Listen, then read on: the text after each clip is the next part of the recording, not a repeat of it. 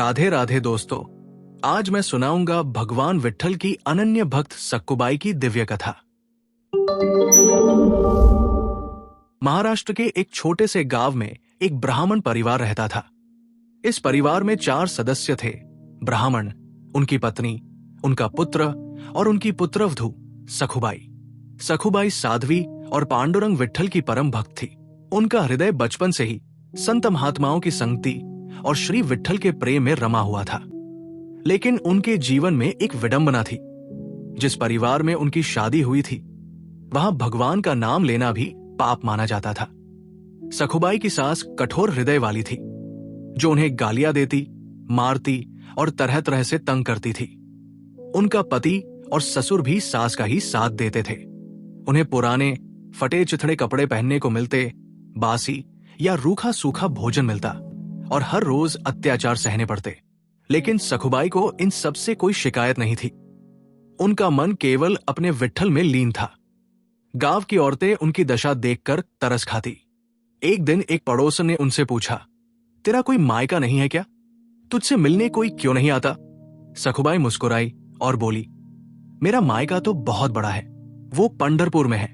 मेरे मायके वाले कौन हैं, जानती हो? स्वयं विट्ठल और रुक्मिणी। लेकिन उनके असंख्य भक्त हैं, इसलिए शायद वे मुझे भूल गए हैं। मुझे लगता है कि वो इसलिए मुझ गरीब की खोज खबर लेने वो नहीं आ पा रहे, पर उनकी मुझ पर बहुत कृपा है। पंढरपुर में हर साल एकादशी पर बड़ा मेला लगता, जहां दूर दूर से भक्त संकीर्तन करते हुए श्री विट्ठल के दर्शन करने आते। एक बार जब पंढरपुर यात्रा का समय आया, तो भक्तों की टोलियां संकीर्तन करते हुए गांव से गुजरने लगी। सखुबाई ने जब यह देखा तो उनके हृदय का बांध टूट गया।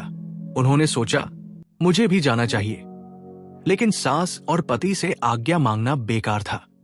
इसलिए जब वे पानी भरने कृष्णा नदी गई, तो वही अपना घड़ा छोड़कर भक्तों की टोली में शामिल हो गई। लेकिन दुर्भाग्य से एक पड़ोसन ने यह सब देख लिया और जाकर सास से कह दिया, तुम्हारी बहू तो भाग गई भक्तों के साथ। सास और पति को गुस्सा आ गया। वे डंडे लेकर दौड़ पड़े और सखुबाई को पकड़कर घसीटते हुए घर ले आए। वहां बेरमी से उनकी पिटाई की गई और उन्हें खंभे से बांध दिया गया। अब उनकी सास ने कठोर निर्णय लिया, इसे 2 हफ्तों तक बांध कर रखो, न खाना देंगे न पानी, और रोज इसे मारेंगे। देखती हूं ये पंढरपुर कैसे जाती है। बंद कमरे में बैठी सखुबाई भगवान से प्रार्थना कर रही थी, हे विट्ठल, मैं आपसे मिलने नहीं आ सकती, लेकिन क्या आप भी नहीं आ सकते? भगवान अपने भक्त के इस दर्द को कैसे सहन करते? रुक्मिणी जी ने जब देखा कि श्रीहरि चिंतित है, तो पूछा, नाथ, आप इतने उदास क्यों हैं? भगवान बोले, मेरी एक भक्तिनी बहुत कष्ट में है, मैं उसे मुक्त कराने जा रहा हूं। तत्काल भगवान एक सुंदर नवयुवती का रूप धरकर सखुबाई के पास पहुंचे और बोले, सखुबाई, क्या तुम पंढरपुर चलना चाहोगी? सखुबाई ने करुणा भरी दृष्टि से देखा और कहा, सखी, मेरा दुर्भाग्य देखो, मैं जाना तो चाहती हूं, लेकिन देखो मुझे बांध दिया गया है। भगवान मुस्कुराए और बोले, तुम चिंता मत करो, मैं तुम्हारी रस्सी खोल देता हूं, तुम भाग जाओ, तुम्हारी जगह मैं यहां रहूंगा। सखुबाई को समझ नहीं आया कि ये नवयुवती कौन थी, लेकिन वे वहां से भागकर भक्तों के साथ पंढरपुर की यात्रा पर निकल पड़ी। इधर भगवान सखुबाई का रूप धरकर खंभे से बंधे रहे। सास, ससुर और पति ने उन्हें बेरमी से पीटा, अपशब्द कहे और बिना अन्न जल के छोड़ दिया। 14 दिन बीत गए। भगवान ने सब सह लिया। आखिरकार पति को सखुबाई पर दया आ गई। उन्होंने रस्सियां खोल दी और कहा, जा, नहा ले और खाना बना। भगवान सखुबाई के रूप में स्नान करके आए, सुंदर भोजन बनाया और ऐसी मधुर सेवा की कि सास, ससुर और पति का हृदय परिवर्तन हो गया।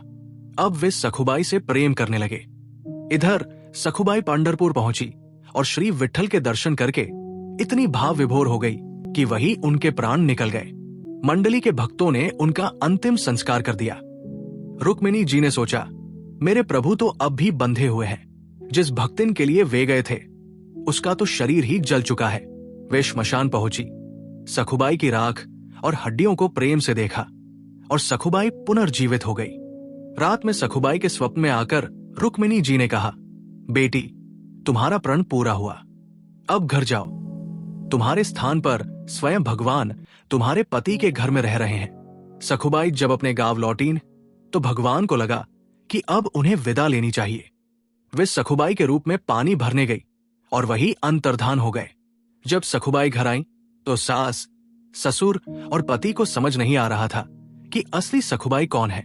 तभी एक ब्राह्मण आया जिसने सखुबाई के अंतिम संस्कार में भाग लिया था। वो चौंक कर बोला, ये कैसे संभव है? मैंने स्वयं तुम्हारा दाह संस्कार किया था। तब सखुबाई ने सबको सच बताया। जिसे तुमने मारा, पीटा, बांध कर रखा, वो मैं नहीं, स्वयं श्री विट्ठल थे। आप लोगों का बड़ा सौभाग्य है कि आपको मेरे इष्ट के दर्शन हो गए। ये सुनते ही सखुबाई के सास, ससुर और पति उनके चरणों में गिर पड़े और कहा कि हमने तुम्हें पहचाना नहीं। हमारे घर में ऐसी परम भक्त, परम साध्वी रहती है जिसके अधीन श्री भगवान है। हमने तुम्हें बहुत सताया, हम पर कृपा करो। संत सखुबाई ने सास, ससुर और पति को भक्ति का उपदेश दिया। तीनों भजन परायण होकर सखुबाई की कृपा से भगवत धाम को प्राप्त हुए। राधे राधे। कथा पसंद आए तो चैनल को सब्सक्राइब करें, वीडियो को लाइक करें और अपने श्रद्धालु मित्रों के साथ शेयर करें। धन्यवाद।